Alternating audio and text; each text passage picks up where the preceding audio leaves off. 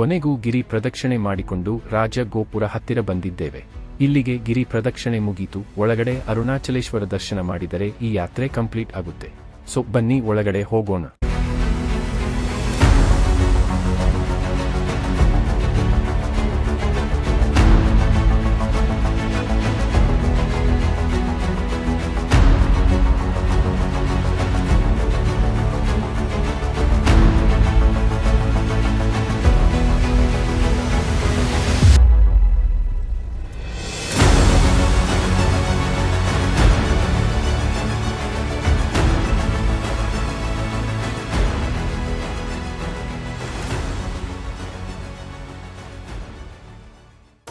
ಅರುಣಾಚಲೇಶ್ವರ ದರ್ಶನ ಆಯಿತು.